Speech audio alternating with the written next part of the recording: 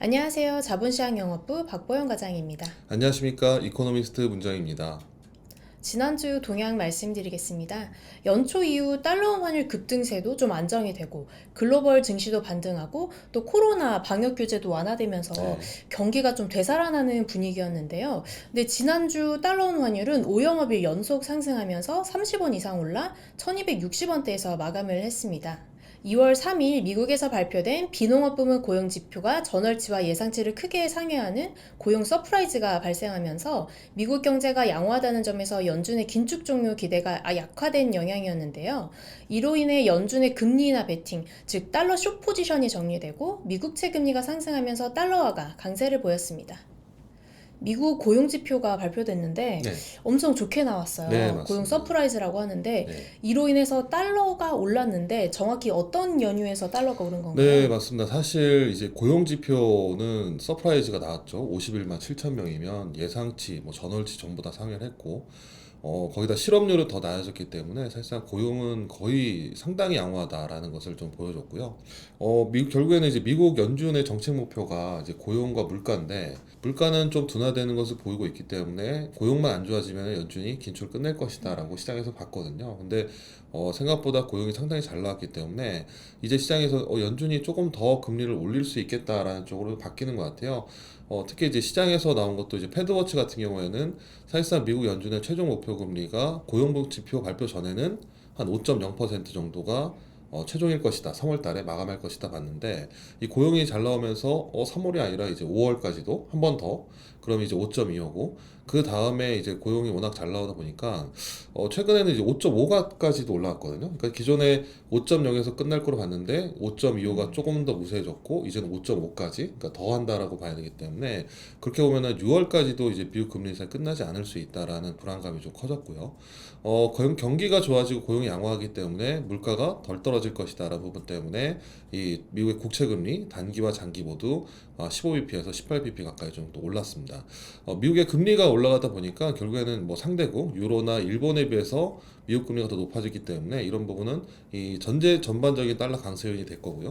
근데 이제 달러 강세에도 유독 이제 달러 환율이 더 많이 올랐거든요. 그런 부분은 1월 달에 달러에 대한 약세, 거기다 미국 긴축이 끝날 것이라는 기대감 때문에 위험 선호 때문에 더 많이 내려갔던 부분이 있었기 때문에 그런 부분에서 되돌림도 컸다라고 봐야 될 것 같고요. 결과적으로 이제 고용이 양호하다라는 부분 때문에 결국에는 연준의 긴축이 조금 종료되는 시점이 좀 더 지연될 수 있고 추가적으로 뭐 한 차례에서 많으면 두 차례 정도 금리를 올릴 수 있다는 부분도 봐야 될 것 같고요. 그런 부분은 아무래도 달러 약세에 대한 기대감을 약화시키기 때문에 당분간은 이제 고용 때문에 이 달러 약세에 대한 기대가 좀 약해지지 않겠느냐라고 봐야 될 것 같습니다. 말씀해 주신 것처럼 연준이 금리를 더 올릴 수도 있다. 이 긴축에 대한 우려가 다시금 재점화됐는데 네.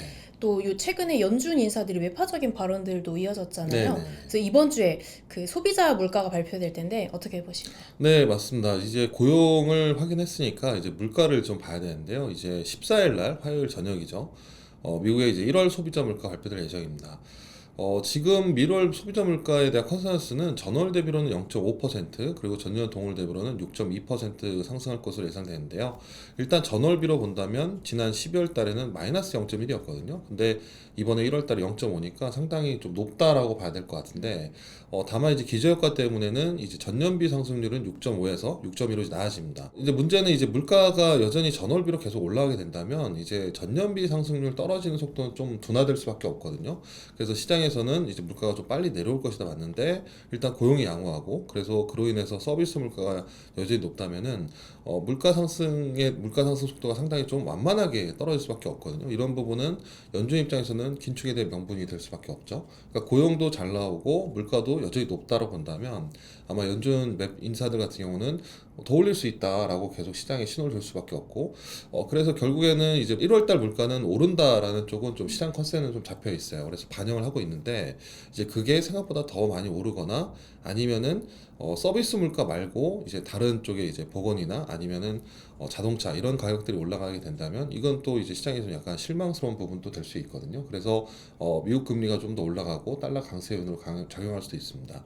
15일 날 저녁에는 또 미국 소매 판매 1월 소매 판매 발표될 예정인데 이 소매 판매가 두 달 연속 11월, 12월에는 감소했다가 1월에는 좀 증가할 거다. 전월비로 한 1.7% 정도 증가할 거로 보기 때문에 결국에는 이번 주에 나오는 뭐 소비자 물가, 그 다음에 소매 판매 이런 미국의 경제 지표들이 지난번보다는 조금 더 좋아지는 모습을 보일 거다라는 거죠. 그래서 그런 부분은 아무래도 금리, 미국의 국채 금리, 그러니까 경기와 물가에 대한 기대를 반영하는 금리를 올릴 수 있는 명분이 될 수밖에 없고 그런 부분은 이제 달러의 강세 요인으로 작용할 가능성이 높다라고 봐야 될 것 같습니다.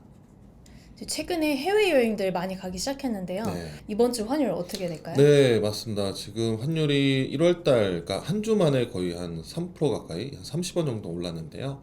근데 또 앞에서 말씀드린 것처럼 이번 주 미국의 물가나 소매 판매가 전월보다는 양호하다라고 본다면 아무래도 추가적으로 달러가 더 강세를 보일 수도 있습니다. 다만 이제 지금 달러와 지수, 그 다음에 달러 환율이 이 50일 이평선에 좀 걸려 있거든요. 그러니까 달러 지수는 상단이 막혀 있고 그리고 환율도 자체도 50일 이평선 상단이 막혀 있는데 전반적으로 분위기가 약간 미국 쪽으로 고용 발표 나오고 나서 미국 쪽으로 약간 쏠리는 부분이거든요. 그래서 추가적으로 연준에 대한 긴축에 대한 얘기들이 나오면은 추가 상승할 요인도 좀 있는 것 같고요. 그래서 물가와 소매 판매가 예상보다 잘 나온다면 달러가 좀 더 강세를 보일 거로 보고 있고 그렇지 않고 물론 이제 크게 하회한 듯 모르겠지만 예상대로 나온다고 하더라도 연준 입장에서는 긴축에 대한 명분으로 작용할 수 있기 때문에 달러 강세 요인으로 봐야 될 것 같습니다. 따라서 이번 주 달러 환율은 하단은 1255원에서 상단은 1280원까지 조금 더 올라갈 명분이 있다라고 봐야 될 것 같고요.